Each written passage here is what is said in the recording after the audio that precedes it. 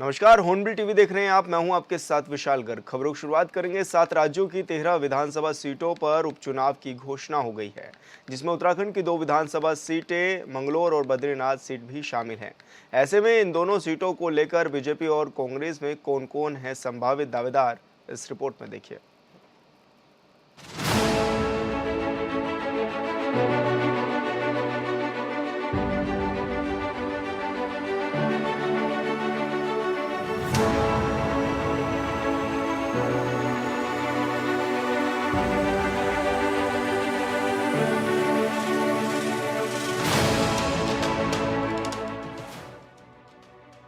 उत्तराखंड की 2 विधानसभा सीटें, जिसमें बद्रीनाथ और मंगलौर सीट पर उपचुनाव की घोषणा के बाद सत्ताधारी बीजेपी और विपक्ष पार्टी कांग्रेस हरकत में आ गई है।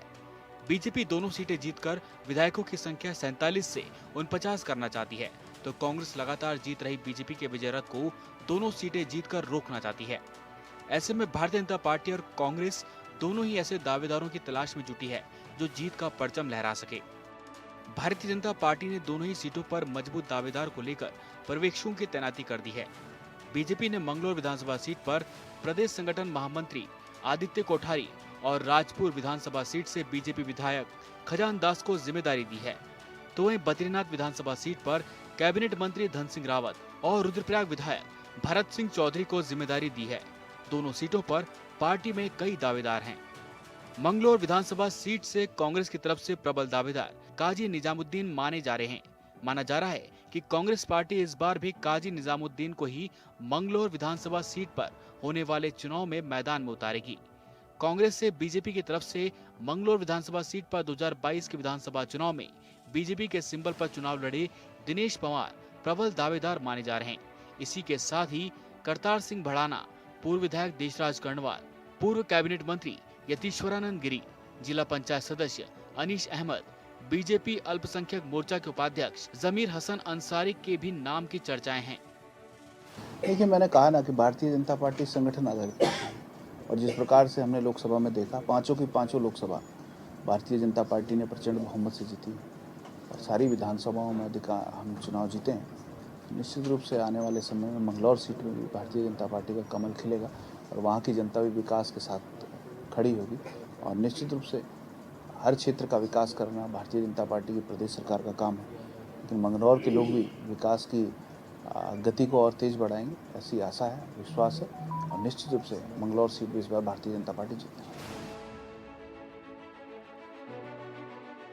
बद्रीनाथ विधानसभा सीट पर बीजेपी की तरफ से प्रबल दावेदार राजेंद्र भंडारी को माना जा रहा है, लेकिन इसी के साथ ही जिला सहकारी बैंक के पूर्व अध्यक्ष गजेंद्र सिंह रावत, जिला पंचायत सदस्य योगेंद्र सहवाग, बीजेपी के पूर्व जिला अध्यक्ष रघुवीर बिष्ट, बीटीसी के उपाध्यक्ष किशोर पवार और नगर पालिका जोशीमठ के पूर्व अध्यक्ष ऋषि प्रसाद सती के नाम की भी चर्चा है। तो वहीं कांग्रेस से केदारनाथ के पूर्व विधायक मनोज रावत, जिला पंचायत के पूर्व उपाध्यक्ष लखपत बुटोला, जोशीमठ नगर पंचायत के पूर्व अध्यक्ष माधवी सती, जोशीमठ कपूर ब्लॉक प्रमुख प्रकाश रावत के नाम की भी चर्चाएं हैं। पार्टी पैनल बनाएगी और राष्ट्रीय नेतृत्व को भेजेगी। वही स्थिति बद्रीनाथ विधानसभा में है। वहाँ जैसे ही निवर्तमान विधायक ने पार्टी छोड़ी, आपने देखा अगले दिन ही जो है वहाँ की सड़कों पे जो है जनसैलाब उमड़ गया था और कांग्रेस पार्टी के पक्ष में जो लहर चली लोकसभा चुनाव में, वहाँ वो किसी से छुपी हुई नहीं है। वहाँ भी हमारे पास कई कद्दावर जो है पार्टी कार्यकर्ता हैं जो चुनाव में भाजपा को हराने का जो है दम रखते हैं। निश्चित तौर पर पार्टी बहुत जल्दी जो है इस पर चिंतन मंथन करेगी और प्रत्याशियों का पैनल दोनों सीटों पर बना करके पार्टी नेतृत्व को भेजेगा और बहुत जल्दी जो है वहाँ पर प्रत्याशियों की घोषणा कर दी जाएगी। दोनों सीटों पर चुनाव में जीत को लेकर बीजेपी और कांग्रेस ने अपनी अपनी जीत के दावे करने शुरू कर दिए हैं। बीजेपी के प्रदेश प्रवक्ता विपिन कैंथोला ने कहा कि बीजेपी संगठन वाली पार्टी है और हमारे संगठन में दोनों ही सीटों पर पर्यवेक्षकों की तैनाती कर दी गई है। जो भी मजबूत दावेदार होंगे उनका पैनल केंद्र को भेजा जाएगा, उसके बाद प्रत्याशी के नाम पर मोहर लगेगी। विपिन कैंथोला ने कहा कि हम इन दोनों ही विधानसभा सीटों पर प्रचंड जीत हासिल करेंगे।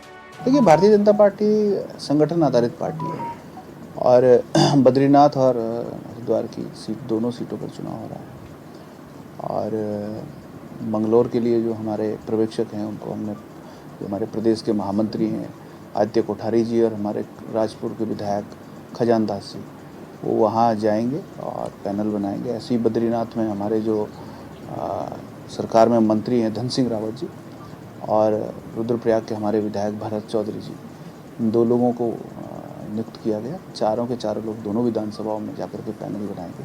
वहाँ के प्रमुख कार्यकर्ताओं से पूछना, वहाँ के प्रदेश के रहने वाले पदाधिकारियों से पूछना, वहाँ के स्थानीय जो हमारे जो नेता हैं, कार्यकर्ता हैं, उन सबसे पूछ करके पैनल बनेंगे। निश्चित रूप से शीघ्र ही दोनों की दोनों विधानसभा सीटों पर हम प्रत्याशी घोषित करेंगे और भारतीय जनता पार्टी की उत्तराखंड आश्वस्त है कि दोनों की दोनों सीटें हम जीतेंगे और प्रचंड बहुमत से जीतेंगे। हम इसके प्रति आश्वस्त हैं। इधर लोकसभा चुनाव में 5 सीटें हारने के बाद उपचुनाव के लिए कांग्रेस भी प्रत्याशी के चयन को लेकर तैयारी में जुट गई है।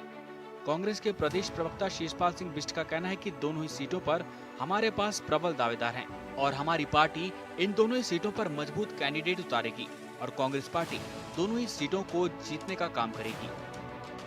देखिए, मंगलौर और बद्रीनाथ उपचुनाव की मांग हम लगातार कर रहे थे और जैसे ही देश में चुनाव की रणभेरी बजी थी, हमारा प्रतिनिधिमंडल राज्य के मुख्य निर्वाचन आयोग से मिला था और हमने तत्काल जो है लोकसभा चुनाव के बीच इन दोनों सीटों पर चुनाव कराने की मांग की थी। लेकिन किन्हीं कारणों से जो है विलम्ब से चुनाव की घोषणा हुई है। हमारी तैयारियां तो पहले से ही हैं और आप देख लीजिए, मंगलौर विधानसभा में लोकसभा चुनाव में कांग्रेस पार्टी की लीड इतनी ज़्यादा है कि भाजपा के लिए कवर करना मुश्किल है। वहाँ पर हमारे जो है बहुत सी जो है कांग्रेस जन प्रभावशाली हैं और चुनाव जीतने की क्षमता रखते हैं। बद्रीनाथ और मंगलौर विधानसभा सीट पर होने वाले उपचुनाव में बीजेपी और कांग्रेस दोनों ही दलों की साख दांव पर है।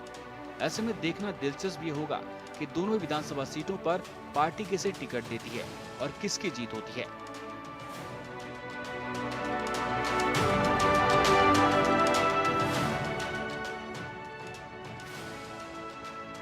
Bureau report, hornbill TV.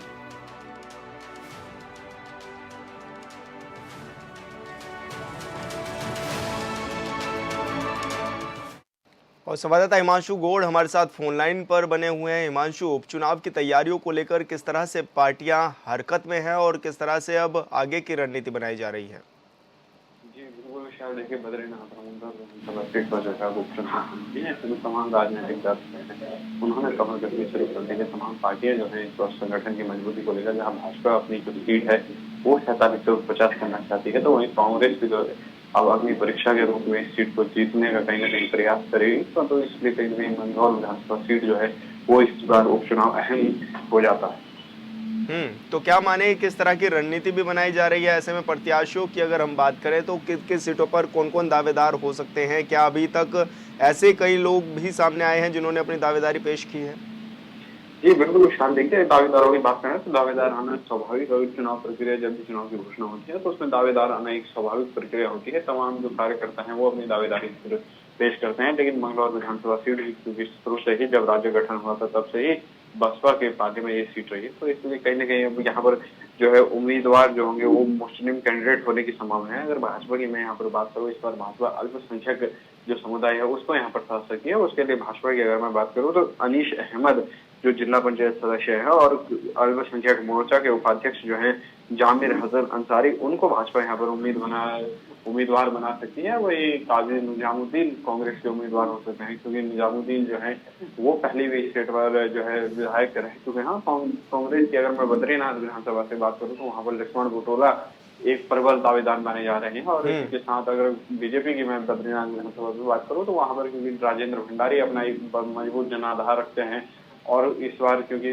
उनके जो सहयोगी हैं या उनके जो समर्थक हैं बीजेपी में शामिल होने से काफी खुश हुई। इस बार भंडारी की बीजेपी में शामिल होने से खुशी की लहर भी उनसे में है। तो इस हिसाब से बद्रीनाथ भाजपा का जो उम्मीदवार है वो राजेंद्र भंडारी हो सकते हैं। तो कहीं ना कहीं दोनों ही सीटों पर लगभग उम्मीदवारों की लिस्ट जो है फाइनल एक हिसाब से मानी जा रही है। अब औपचारिकताएं मार रहे प्रदेश हाईकमानी संगठन जो भी निर्णय देगा वो क्या होगा वो देखने वाली बात है। अच्छा, क्योंकि हिमांशु जिस तरह से हम मंगलौर विधानसभा सीट देखते हैं वो गढ़ मानी जाती है बसपा का, तो ऐसे में किस तरह से सेंध लगाई जाएगी और कांग्रेस की तैयारी देखें तो कितनी प्रबल है? क्योंकि कांग्रेस से तो एक बार विधायक भी रह चुके हैं काजी निजामुद्दीन, तो अगर देखा जाए तो वो तो उन्हीं पर दाव खेलेगी, लेकिन ऐसे में बीजेपी के सामने भी बड़ी चुनौती होगी।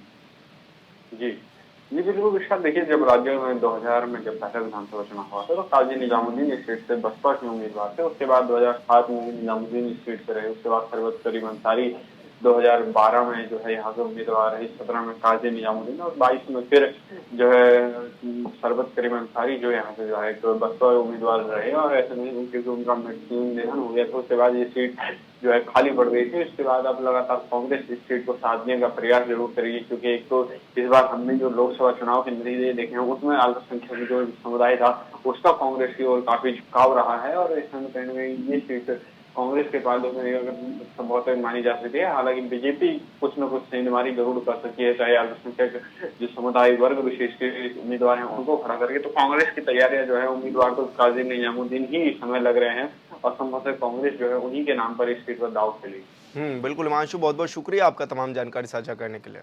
लोकसभा चुनाव 2024 में पौड़ी सीट से कांग्रेस प्रत्याशी गणेश गोदियाल जीत के प्रबल दावेदार माने जा रहे थे, लेकिन ऐसा नहीं हुआ।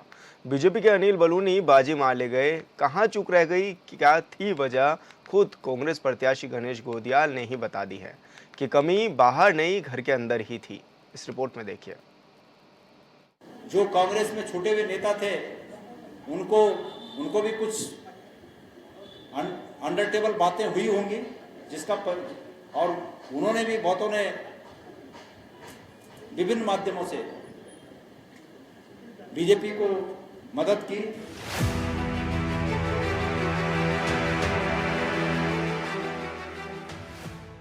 उत्तराखंड कांग्रेस के पूर्व प्रदेश अध्यक्ष और लोकसभा चुनाव 2024 में पौड़ी गढ़वाल से कांग्रेस के प्रत्याशी गणेश गोदियाल के एक बयान से इतना तो साफ हो जाता है कि राजनीति में कोई किसी का अपना नहीं होता। चुनाव प्रचार में कौन किसका सपोर्ट कर रहा है, कौन खिलाफ में प्रचार कर रहा है, ये कहना आसान नहीं होता। उत्तराखंड की 5 लोकसभा सीटों में कांग्रेस पार्टी की तरफ से सबसे दमदार प्रत्याशी माने जा रहे गणेश गोदियाल की पौड़ी लोकसभा सीट पर बीजेपी के अनिल बलूनी से हार हुई है। गणेश गोदियाल के मुताबिक हार की एक वजह पार्टी के कुछ पुराने नेता भी हैं, जिन्होंने अंदर खानी बीजेपी की मदद की। अब कांग्रेस में कौन नेता है ये साफ नहीं है। जो कांग्रेस में छूटे हुए नेता थे उनको भी कुछ अंडर टेबल बातें हुई होंगी और उन्होंने भी बहुतों ने विभिन्न माध्यमों से बीजेपी को मदद की। और उसके बावजूद जो पिछला मार्जिन था वो पिछला मार्जिन आधा हुआ। मैं समझता हूं कि ये जो मार्जिन आधा हुआ ये भी अपने आप में कांग्रेस के कार्यकर्ताओं की जीत है और मैं स्वयं भी इसमें अपनी जीत महसूस करता हूं। मैंने कहा कि ये जनता की ताकत है और ये जनता की ताकत जनता के काम आएगी। संघर्ष में जनता के लिए किए गए संघर्ष में हमारे काम आएगी। लोकसभा चुनाव में मिली हार के बाद देहरादून में प्रेस कॉन्फ्रेंस के दौरान गणेश गोदियाल ने कहा कि हमने हार को जनता के आदेश के रूप में स्वीकार किया है। उन्होंने गढ़वाल लोकसभा के सभी मतदाताओं का आभार जताया। कांग्रेस के हर नेता हर कार्यकर्ता का आभार जताते हुए उन्होंने कहा कि जिस तरह गढ़वाल लोकसभा में मतदाताओं ने मुझे आशीर्वाद दिया, ये मेरी जिंदगी की सबसे बड़ी पूंजी है। उनकी इस ताकत को हमेशा संजो कर रखूंगा और इस ताकत को संघर्ष के मैदान में उपयोग करके उनके हक की लड़ाई लड़ूंगा। मैं गढ़वाल लोकसभा क्षेत्र के इतर समस्त उत्तराखंड की 5 लोकसभा क्षेत्र की जनता को, वहाँ के मतदाताओं को धन्यवाद देना चाहूँगा कि उन्होंने हमें जो समर्थन दिया, हमें जो साथ दिया, उसके लिए हम सब कांग्रेस ने उन्हें धन्यवाद देते हैं। हमारी कुछ कमियां रह गई, जिन कमियों को हम भविष्य में पूरा करेंगे। बात यहाँ यह है कि इस लोकसभा क्षेत्र में, गढ़वाल लोकसभा क्षेत्र में क्या खोया क्या पाया। मैं समझता हूँ कि हमने बहुत कुछ पाया। अगर हम आंकड़ों की बात करें तो हम पिछले मार्जिन को करीब करीब आधा लाने में सफल रहे। जो पिछले बार 2019 में जो रिजल्ट आए थे वो आधे तक हमने उसको रिकवर किया। पौड़ी सीट पर चुनाव हारने वाले कांग्रेस प्रत्याशी गणेश गोदियाल इस बात को मान रहे हैं कि चुनाव प्रचार में कुछ कमियां रह गई, जिन्हें हमें पूरा करने की जरूरत है। आंकड़ों की बात करें तो 2019 के मुकाबले इस बार गढ़वाल लोकसभा में जीत हार का अंतर कम रहा है। वो भी तब जब बीजेपी ने विधायकों नेताओं को डराकर अपनी ताकत के बल पर अपनी पार्टी में शामिल करा लिया। जब भारतीय जनता पार्टी ने डरा कर यहाँ की सरकारों ने, यहाँ के मंत्रियों ने, केंद्र के मंत्रियों ने, केंद्र की सरकार ने कांग्रेस के नेताओं को डराकर, धमकाकर, लालच देकर प्रधान से लेके, पंच से लेके और विधायकों तक, पूर्व मंत्रियों तक सब पर कुठाराघात किया, अपने साथ मिलाने का अनैतिक कार्य किया। 14 के 13 विधानसभाएं तो उनके पास थी, 14वें विधायक जो कांग्रेस के थे उनको भी अंतिम क्षण में अपने साथ शामिल करा लिया अपनी ताकत के बल पर। देहरादून पार्टी कार्यालय में प्रेस कॉन्फ्रेंस के दौरान गणेश गोदियाल ने इस बात पर जोर दिया कि बेटियों के साथ हुए अन्याय के मुद्दे पर हम चुनाव लड़ रहे थे। हरियाणा में बेटियों का मुद्दा बना और बीजेपी ने 5 सीट गंवा दी। उन्होंने कहा कि ये सोचना होगा कि उत्तराखंड की बेटी अंकिता के साथ हुआ अन्याय मुद्दा नहीं बन पाया। हम कहाँ चूक गए कि लोगों ने इस मुद्दे पर गौर नहीं किया। पंजाब, हरियाणा, महाराष्ट्र में अग्निपथ योजना मुद्दा बन सकता है, तो उत्तराखंड में ये मुद्दा क्यों नहीं बन पाया? ये हमारे और मतदाताओं के लिए मनन का विषय है। जो मुद्दे हरियाणा में और पंजाब में मुखर होकर सामने आए, लोगों ने उन मुद्दों पर वोट दिया, वो मुद्दे उत्तराखंड में काम नहीं कर पाए। तो मैंने ये कहा कि हमारी कमी रह गई कि उन मुद्दों को हम जनता के बीच तक नहीं ले जा पाए। मैंने प्रमाण के साथ इस बात को कहा कि शहरी इलाकों में हमें ज्यादा मत मिले, मतलब हम लीड में रहे, हम ग्रामीण इलाकों में पिछड़ गए। इसका मतलब यह है कि हम वहाँ अपनी बात नहीं पहुँचा पाए। तो ये किसी पर आरोप नहीं है, मैं अपनी कमी उजागर कर रहा हूँ कि हमारी ये कमी रही जिसके चलते हमें हार टिकी। कांग्रेस प्रत्याशी कह रहे हैं कि अंकिता भंडारी अग्निवीर बेरोजगारी पेपर लीक पर हम सबको एक होना चाहिए था। इससे प्रतीत होता है कि हम विचारों में लपेटे हुए हैं। मैं सभी से आह्वान करता हूं कि वह उन पर गौर करें। राज्य की 5 लोकसभा सीटों पर बीजेपी ने हैट्रिक तो लगा दी। बीजेपी ने एक बार फिर केंद्रीय कैबिनेट में अल्मोड़ा के सांसद अजय टमटा को सड़क परिवहन राज्य मंत्री का दर्जा दिया है, जिससे बीजेपी कार्यकर्ताओं में खुशी की लहर है। हालांकि ये माना जा रहा था कि पहली बार पौड़ी से सांसद बने अनिल बलूनी को इस बार केंद्रीय कैबिनेट में जगह मिलेगी, लेकिन ऐसा नहीं हो सका है। इसके पीछे की वजह क्या है, ये तो नेताजी ही जानते होंगे।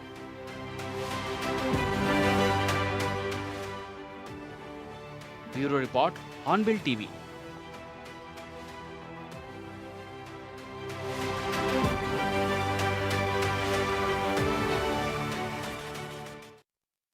चंपावत में पड़ रही भीषण गर्मी के चलते एक बार फिर से जंगल धधकने लगे हैं। बुधवार रात लोहाघाट के फोर्ती के जंगलों में भीषण आग लग गई। सूचना मिलते ही फायर विभाग की टीम मौके पर पहुंची और लगभग 2 घंटे की कड़ी मशक्कत के बाद आग पर काबू पाया गया।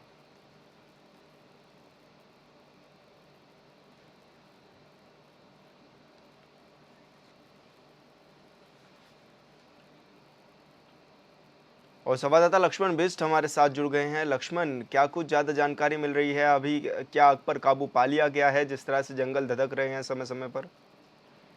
जी, मैं बताना चाहूंगा जो लोहाघाट का फोर्टी का जो जंगल है, काफी घना जंगल है, तो वहाँ जो है देर रात को जो है भीषण आग लग गई। तो सूचना पर फायर टीम और वन विभाग कर्मी जो है मौके पर पहुंचे। कई घंटों की कड़ी मशक्कत के बाद बड़ी मुश्किल से जंगल की आग पर काबू पाया गया। फिलहाल आग पर काबू पा लिया गया है, लेकिन वन संपदा को काफी ज्यादा नुकसान पहुंचा है। जैसे जैसे गर्मी पड़ रही है वैसे वैसे जंगलों में एक बार फिर से आग लगने का सिलसिला चंपावत जिले में शुरू हो गया है। जी लक्ष्मण, स्थानीय लोगों की अगर हम बात करें तो किस तरह की दिक्कतों का सामना उनको करना पड़ रहा है? जी देखिए, पहली समस्या तो उन्हीं जंगलों से, जो जंगल है उन्हीं से उनके जो मवेशी हैं उनको चारा मिलता है, जलाने के लिए सूखी लकड़ियां मिलती हैं। अगर वो जल गए तो उनको काफी दिक्कतों का सामना करना पड़ता है। साथ ही जो पर्यावरण भी, जो आग से धुआं निकल रहा है उसे दूषित हो रहा है, और कभी कभी आग हवा के साथ गाँव की ओर भी आ जा रही है, तो गाँव जान माल का खतरा भी जो है गाँव को जो है हो रहा है। इसी हफ्ते कई 4 से 5 घटनाएं आग लगने की चंपावत जिले में हो चुकी है। जी विशाल, तो वन विभाग की क्या कुछ तैयारियां हैं कि ताकि जंगली जानवरों को भी बचाया जा सके और आग पर भी कंट्रोल किया जा सके? जी, वन विभाग के द्वारा क्रू सेंटर खोले गए हैं। वन कर्मियों को जो है अलर्ट मोड पर रखा। जैसे ही आग लगने की सूचना मिलती है तो वन कर्मी फायर कर्मियों का सहयोग लेकर आग बुझाने के लिए तुरंत रिस्पॉन्स कर रहे हैं। लेकिन कहीं ऐसे जंगल भी जहाँ कई किलोमीटर पैदल भी चलना पड़ता है, तो जिस वजह से काफी दिक्कतों का सामना वन कर्मी को, फायर कर्मियों को इस समय में करना पड़ रहा है। जी बिल्कुल लक्ष्मण, बहुत बहुत शुक्रिया आपका तमाम जानकारी साझा करने के लिए। 14 जून यानी कल से पौड़ी मुख्यालय के भूमियाल देव कोंडियाल ठाकुर का 3 दिवसीय वार्षिक पूजन कार्यक्रम आयोजित होना है, जिसको देखते हुए स्थानीय लोग अपना अपना सहयोग कर रहे हैं। इस क्रम में बेजवाड़ी गांव और सर्किट हाउस की स्वयं सहायता समूह की महिलाओं ने मंदिर परिसर के आसपास सफाई अभियान भी चलाया है।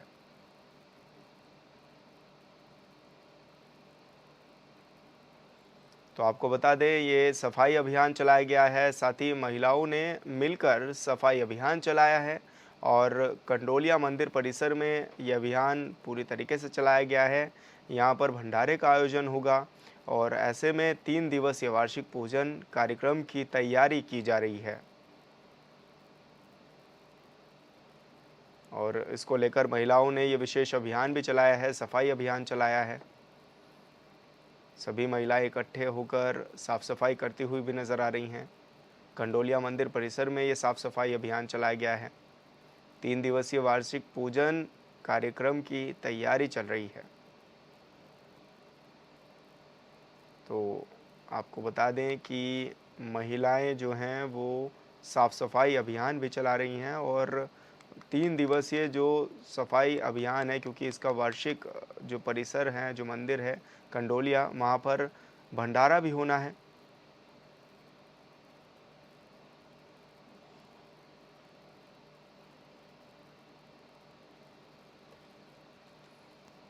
सोनीपत हरियाणा से नवनिर्वाचित कांग्रेस सांसद सतपाल ब्रह्मचारी हरिद्वार पहुंचे, जहां कांग्रेस कार्यकर्ताओं ने उनका जोरदार स्वागत किया।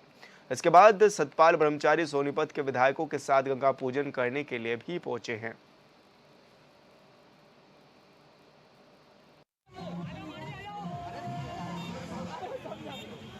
मैं अपनी जन्मभूमि की ओर हमारे सम्मानित सभी विधायकों के साथ और हमारे यशस्वी नेता जिनके कहने पर मैंने वहां चुनाव लड़ा, पूर्व मुख्यमंत्री माननीय श्री भूपेंद्र हुड्डा साहब और एमपी जो बहुत युवा सम्राट कह सकता हूं, युवा हृदयों का दिल जीतने वाले श्री दीपेंद्र हुड्डा जी के सहयोग से मैंने वहां चुनाव लड़ा।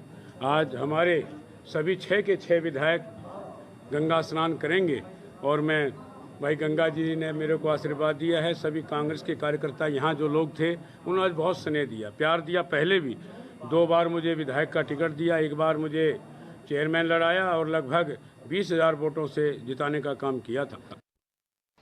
और फिलहाल इस बुलेटिन में इतना ही। आप देखते रहिए हॉर्नबिल टीवी। नमस्कार।